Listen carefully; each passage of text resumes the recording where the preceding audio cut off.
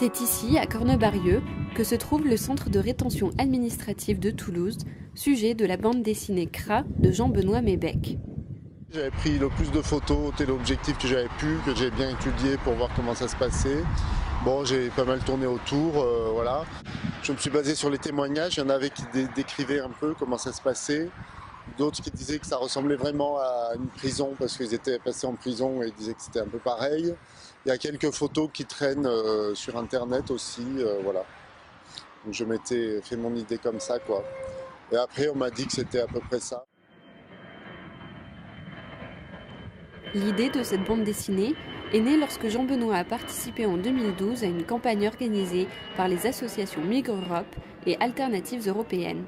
L'objectif était alors de faire connaître les centres de rétention administrative au grand public et de demander à visiter le centre, ce qui n'a finalement pas été possible. C'est vrai que vous avez une grosse idéologie dominante en Europe pour criminaliser la migration de façon assez irrationnelle parce que ça pourrait très bien se passer tout à fait autrement.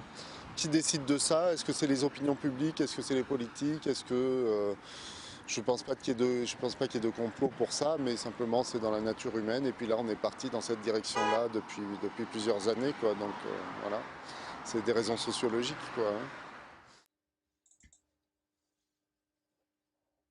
Mais l'engagement de Jean-Benoît auprès des sans-papiers remonte bien plus loin que la campagne qu'il raconte dans sa bande dessinée. Chez lui, à Tournefeuille, à quelques kilomètres seulement de Cornebarieux, il a créé en 2008 le collectif Tournefeuille sans-papiers. C'est venu en fait d'une personne qui était sans papier sur la commune et il y avait pas de collectif pour l'aider en fait. Donc moi je m'occupais du site internet d'une association et on m'a contacté par ce biais-là pour me le signaler.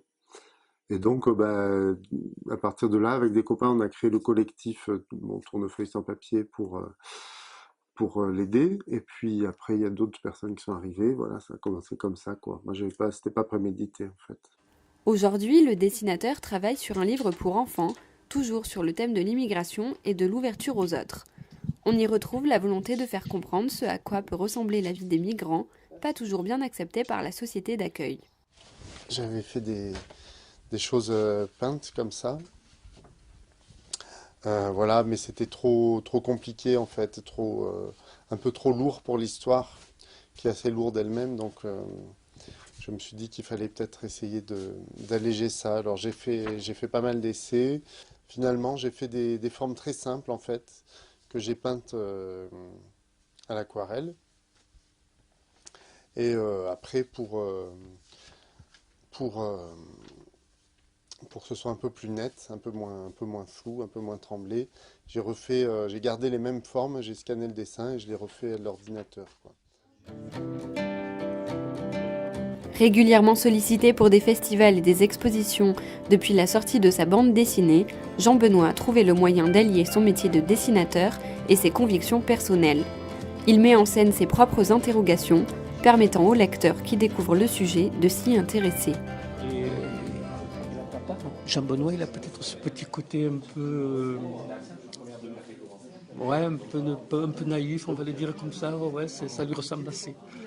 Il approche bien de la réalité de ce qu'on a vécu et de ce que vivent les gens qui sont enfermés. On est dans une société où nous sommes abreuvés d'images. Et donc, cette abondance, ça banalise les choses.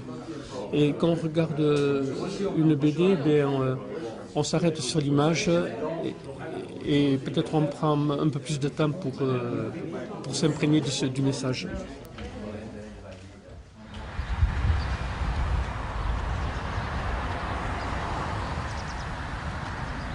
Bon, j'ai bien touché quelques personnes, mais bon, c'est des gouttes d'eau dans l'océan, forcément, hein.